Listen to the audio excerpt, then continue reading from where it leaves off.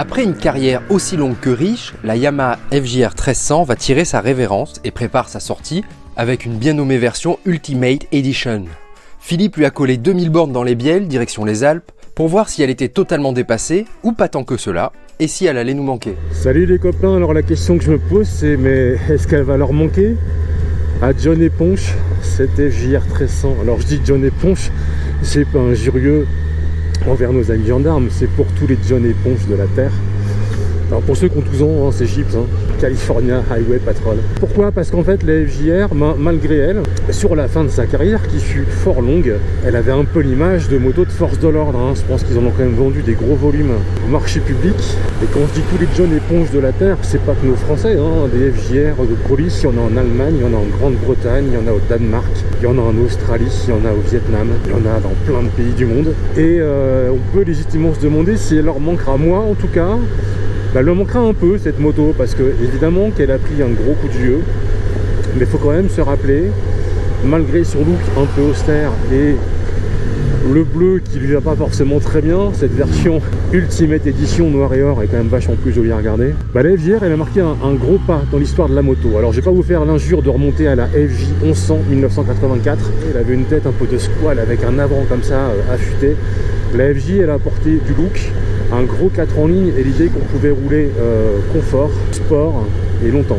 La FJR elle va plus loin, on va se rappeler que quand elle sort en 2001, en fait c'est nouveau, c'est-à-dire qu'à l'époque chez les routières il y a la PAD européenne sympa, mais alors côté sexy, au secours on dirait Alicia Peach. On a la BM avec le vieux flat 1150 RT, c'est efficace mais c'est pas funky, BM saura bien se rattraper. Kawasaki à la GTR 1000 et pas encore la 1400, la 1000 sympa aussi mais bon.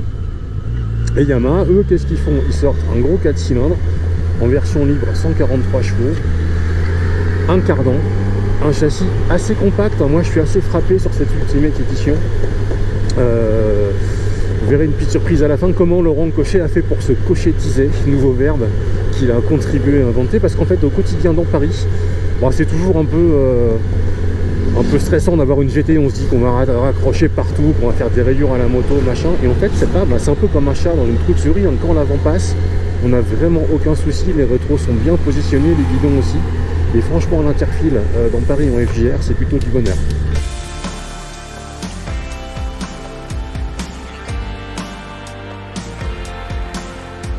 Bon, Philippe, ils sont moyennement sympas à la rédaction. Ok, ils te filent une bonne routière pour tailler des bornes, mais en même temps, faire l'essai d'une moto qui a 20 ans et sur laquelle tout a déjà été dit. Alors oui, elle est passée chez Valérie Damido, cette FJR Ultimate Edition noir et or, avec plein de pièces noires comme le guidon. Elle a tous les équipements et une bulle plus haute que l'origine.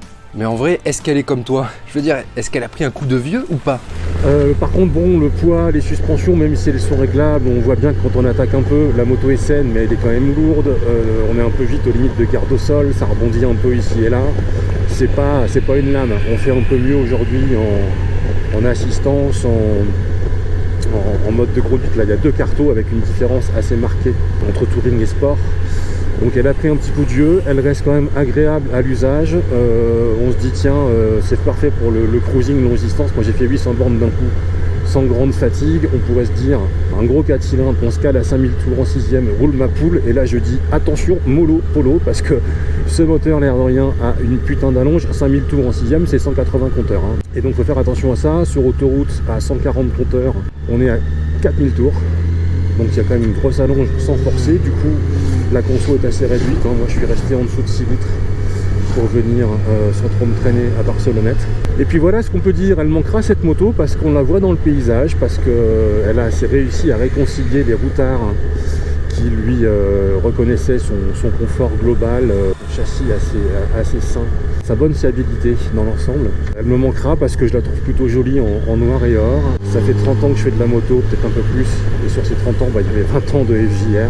Elle me manquera parce que l'ergonomie est bonne, parce que la boîte assistée, bon c'était aujourd'hui, c'est vrai que tant en bagnole qu'en moto, notamment grâce à Honda, on a fait des progrès, donc c'est pas tellement le fait qu'elle soit assistée, moi je la trouve plutôt réussie. C'est vrai qu'il faut apprendre à la domestiquer pour limiter le petit à-coup, notamment quand on joue avec les index. C'est mieux au pied parce qu'on a le réflexe naturel de couper les gaz.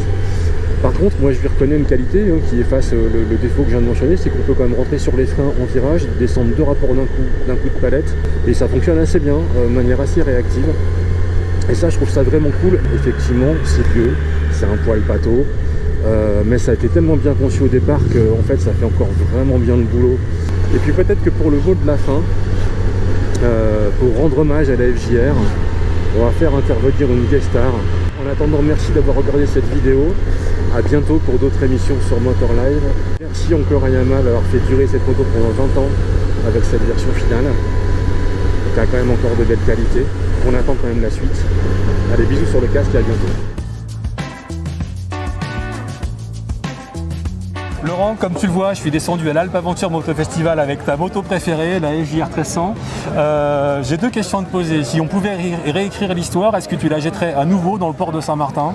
Alors, ou pas? en fait non, parce que je me suis aperçu que l'invention que je venais de créer avait déjà été faite. C'est en fait le jet ski, le mélange du bateau et de la moto avait déjà été fait, donc bah non finalement. Je pensais vraiment avoir été à l'origine de quelque chose. Des fois on pense être novateur et puis on se rend compte que ça a déjà été fait. D'accord. Non, par contre, je tiens à préciser un truc super important. Certains disent que c'est la vidéo qui m'a fait connaître. J'ai fait des millions de vues bien avant avec plein d'autres vidéos. Le travail paye, la connerie un petit peu et moi j'en suis heureux. Eh ben écoute, je suis ravi de ce message que les jeunes youtubeurs prendront à leur juste mesure. Tu nous fais rêver avec toutes les vidéos que tu fais dans le monde entier. Moi, l'Islande, l'Afrique, enfin, tout ça, je suis dans mon bureau à écrire des tonnes d'articles au mètre carré, tu vois. Pour un dernier voyage, parce que comme tu le sais, c'est sa dernière année, elle passe pas Euro 5, tu l'emmènerais où cette moto? Je referai ce que j'ai pas pu terminer avec.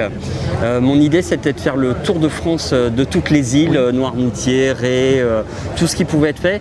J'ai une petite sensation d'inachevé. Donc je ferai un tour de France de toutes les îles, la Corse, tout ce qu'il y a de faisable. D'accord. Donc voilà. Ça serait... C'est une idée à la fois très fraîche et très post-Covid. Laurent, merci beaucoup. Merci à vous. Et continue de nous faire rêver avec tes vidéos. C'est gentil. Encore. Merci. Et si Laurent Cochet avait raison, ce n'est pas parce que les frontières se referment qu'il faut abandonner l'idée de rouler en FJR. Aujourd'hui, comme il y a 20 ans, elle est vraiment faite pour ça. Adieu FJR, tu nous manqueras.